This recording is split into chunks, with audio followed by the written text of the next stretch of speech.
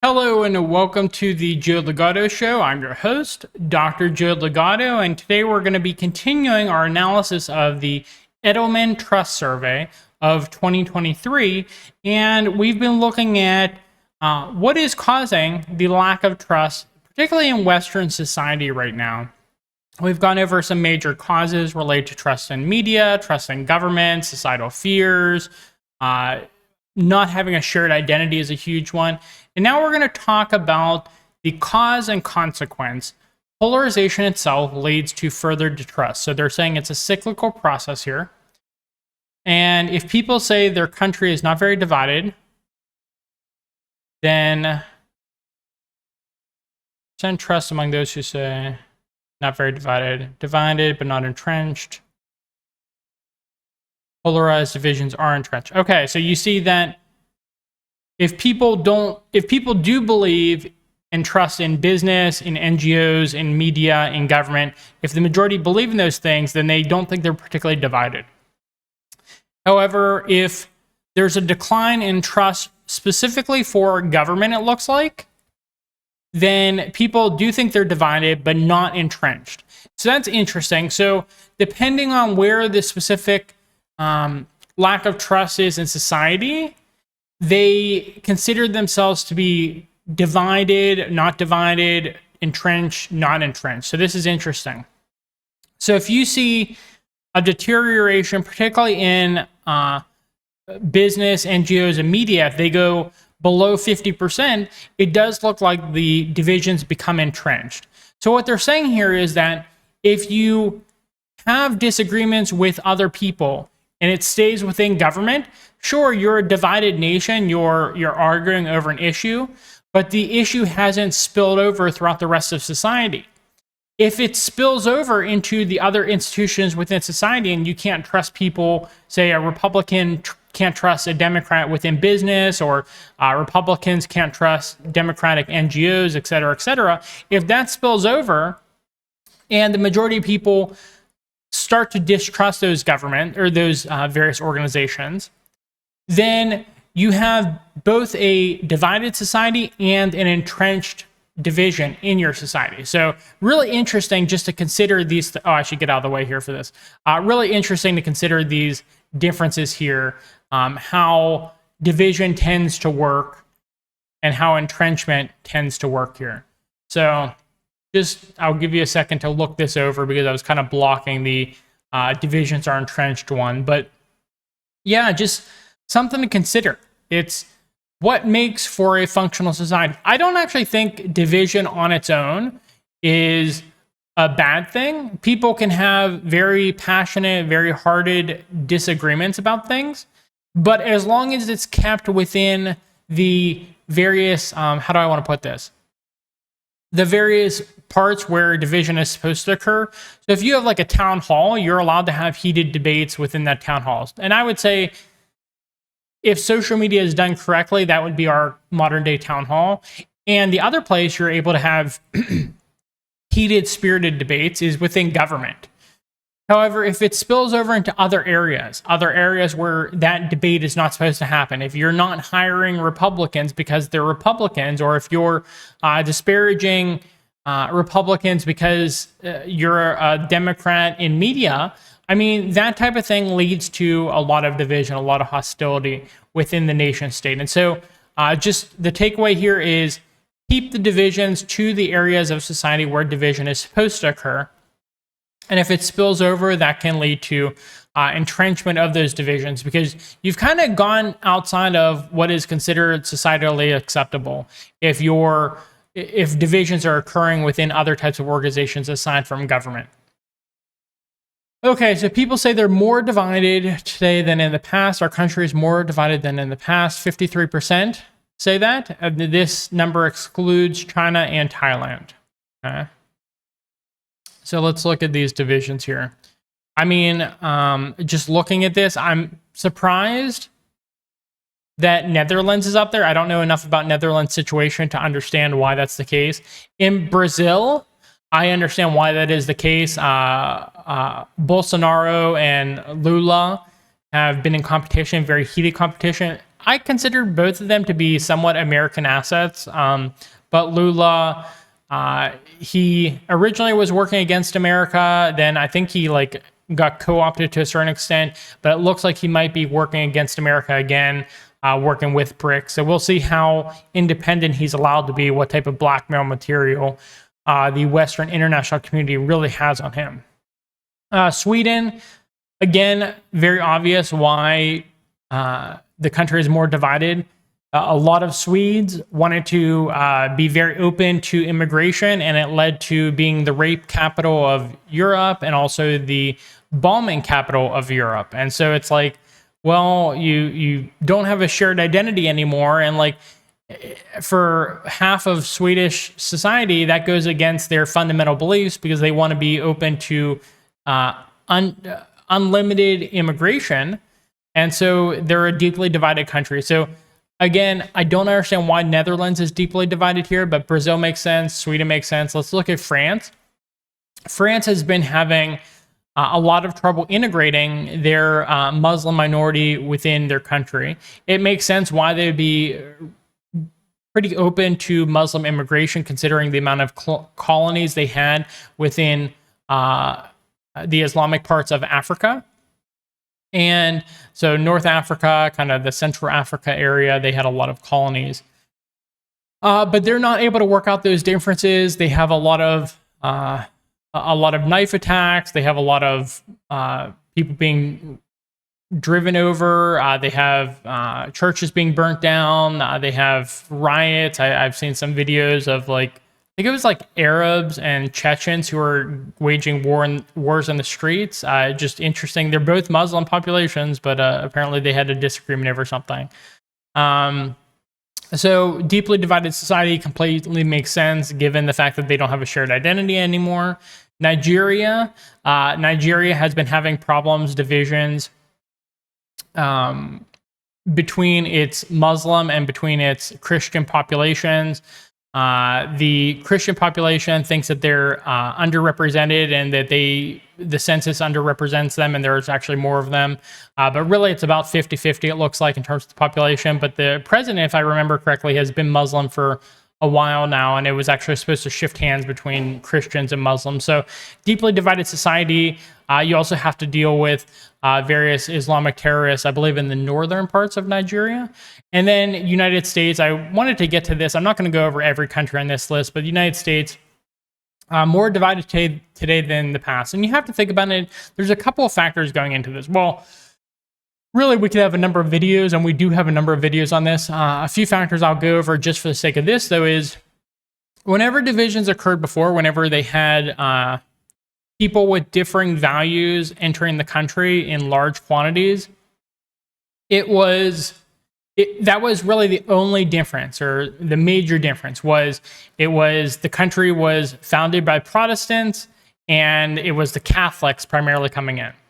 But they were still unified in other ways, shapes, or forms. They still had the same kind of Greco-Roman culture. They had their Judeo-Christian beliefs were, how do I put this? There were some distinctions, obviously, between Catholicism and Protestantism, but it wasn't insurmountable. It wasn't complete disparities. They still believed in a lot of the same foundational beliefs, but they had disagreements based off of the few things that they did disagree on. Now you see within Western society far different beliefs. It's not just a denominational difference, such as with Protestants and Catholics. You see people who are very ethnically different, though they still have Catholic beliefs, such as immigration from Latin American countries, which I think could still be assimilated if America was a country that assimilated people instead of having multiculturalism. And then you have places like other Western societies within the world, such as in European countries, where you have people who are, in a lot of cases, still of the Abrahamic faith, but it's a Muslim population that is immigrating to European countries. And quite frankly, it's not been as easy to immigrate those populations. I do think that there's a lot of commonality between them, but the rivalry is a little bit, at this point, I don't see it being surmountable, just because of the fact that there has been so many historical instances of these people going back and forth, taking over land from each other, whether it's the colonial powers of Europe taking land from the Muslim powers of the world, or whether it's various conquests of the Holy Land or of Spain, things like that. But it's very contentious. And again, it goes back to what we were talking about. What are the causes of polarization? It's a lack of a shared identity. So I think to a certain extent, America is in a slightly better situation because there's more of a shared identity with Latin Americans who are coming into the United States than there is between Europeans and people from the Middle East, greater Middle East area, such as North Africa. But yeah, that is kind of the situation. And it's disturbing to me, it's concerning to me that as someone from the social and behavioral sciences, I can say unequivocally, there is either zero research or zero publicized research on how many people can be assimilated into society. How does multiculturalism actually function well? Like, can you have different ethnic enclaves, different religious enclaves within your society that are not assimilated and still have a functioning nation state? These are questions that should have been asked before the policies were implemented, where immigration from various areas occurred and lack of assimilation occurred. I mean, we don't even have any idea about what are good assimilation policies. And even if we did, because the nation state believes in multiculturalism now instead of assimilation, they wouldn't even implement good assimilation policies, even if they wanted to, or even if the research was there, I should say. And I should just go over this in some detail. Assimilation is where people come into the nation and they become a part of that nation. Multiculturalism is where people form their own ethnic enclaves. They're like, I want to have certain ethnic food, so we have different territory where you have like a Chinatown or Little Italy, things like that. And I should reiterate, I do see some benefit of having these ethnic enclaves initially, but then it should be assimilated within a couple generations, people. So just to give you an example, in Western societies, I'm Italian, Greek, and Jewish, there used to be Little Italies, and they're still technically called Little Italies, but demographically, they're not mostly Italians anymore. And so what happened was people, in order to get ahead in society, they would group together with other like-minded individuals, and that would also give them like familial bonds and things like that. But eventually, within generations, within 2 or 3 generations, people kind of spread out and they assimilated.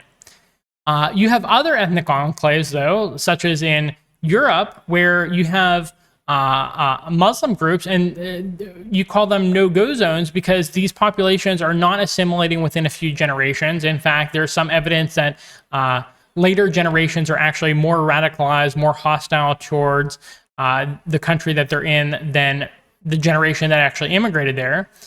So there's just a number of concerning things that the social and behavioral sciences should have taken care of before policies were implemented, but they did not.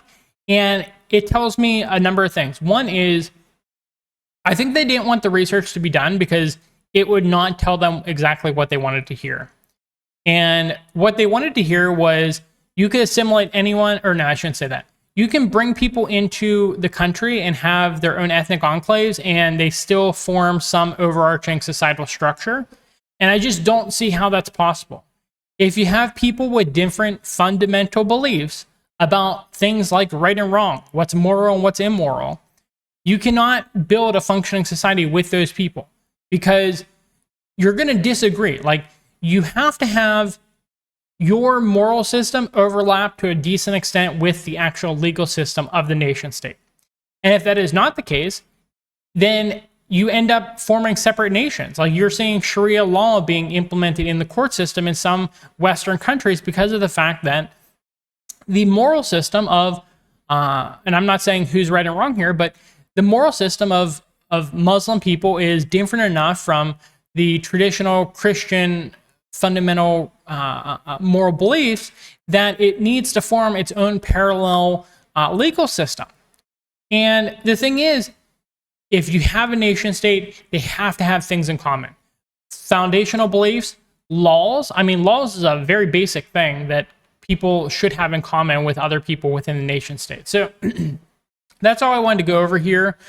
Just something to consider. Why did we not, and put this in the comment section if you have any ideas, why did we not decide how many people can be assimilated?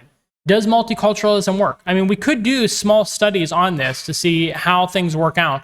And those studies just were not done.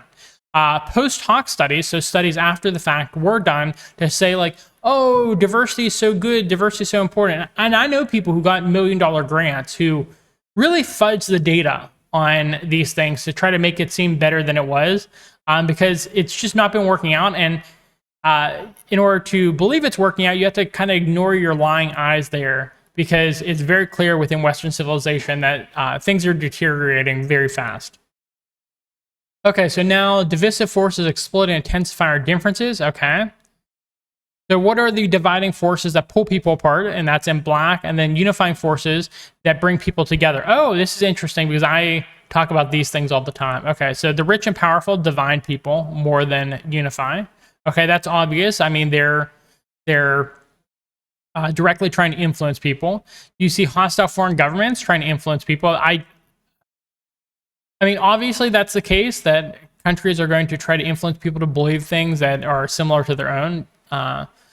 Government leaders, well, that's concerning that people consider government leaders to be more of a dividing force versus a unifying force. Journalists, I think that number should be even greater, because journalists have a profit motive in terms of talking about the negative, fomenting tension. So we are evolutionarily adapted to focus on the negative. If you have a relationship with other people, you are supposed to say 7 positive things for every 1 negative thing you say, because of the fact that that's really the amount of impact that each negative thing has. It's about 7 times the amount of impact of a positive thing. And that makes evolutionary sense, because in olden times, if there was something negative in your environment, it was usually life-threatening. We live in a far more peaceful time now, and so negative stimuli within our environment is not as life-threatening. But we are still evolutionarily adapted over many thousands of years, hundreds of thousands of years, to focus on the negative. And journalists understand this. And because they want to get your attention, because it makes them more money, they focus on the negative. They focus on fomenting tension because that helps to keep their job. Right now, things like social media allow for more citizen journalism, and it's allowing the actual people who train to be journalists to become obsolete. And they don't want that. And so they're doing everything possible to maintain attention, to grab attention, and that is definitively a net negative for society. It has to be a net negative because they focus on the negative and they're not trying to unify people. So I'm very surprised by those numbers. I'm assuming 35% say journalism is a unifying force. I'm assuming that's the percentage of the population that has a close relative who is a journalist, because I don't understand that number any other way. Okay, so here we see business leaders, non-governmental organization leaders, and teachers more likely to be seen as unifiers. Wow, I would not agree with that in America. I don't know how it is in other countries, but NGOs, I consider the most impactful NGOs to be completely controlled by the American intelligence community. And that's pretty factual. You can directly tie groups like the NED, National Endowment for Democracy, I believe is what it's called. So NGOs, I think, are completely controlled. Business leaders, I mean, that depends on the type of business, so I don't have a comment on that. Teachers, though, particularly in America, are completely, I mean, I still follow various teacher and professor subreddits and things like that, various forums, and they pretend like they're not indoctrinating people, but they absolutely are indoctrinating people. I mean, I know it. Like I've seen students when I was a professor who were completely indoctrinated, and it makes complete sense. Like, so why even pretend like you're not? Where it's like you want people who you like you're mentoring, to be more like you, to agree with you, and that just kind of naturally happens. There was a point where I was like, I had one student in particular who was very bright, going for a specific career path, And she was just like completely led astray into social justice warrior mindset by a particular teacher. And I was just shocked because I never really tried to influence her to be more aligned with my beliefs. And in my opinion, she just like ruined her own career chances based off of this one teacher who wanted the student to think like her. And so teachers do that all the time. I recognized eventually that if I do believe I'm right, then yeah, I do want people to have the same beliefs as I do.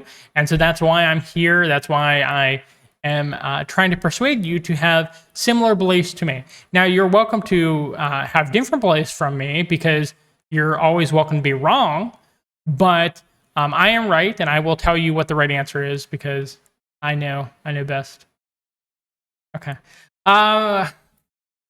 So let's move on to social fabric and how, oh, wow, I'm already at the 20-minute mark again. I don't know how I spend so much time talking on each of these little slides, but okay. So we're going to call it a day here because I've spent entirely too much time talking about this stuff. I mean, it's good because of the fact that I clearly have enough information that I can go over with you to make it a rewarding experience going over this information. So thank you for sticking with me. We are trying a ton of new things. I hope you like it. Sorry again if the sound is a little bit echoey. We have a huge work studio now, and I'm working on resolving the audio problems. But yeah, if you like this video, please provide us a thumbs up. It's helping us in the algorithm. Subscribe to our channel for more content. I love seeing the numbers go up.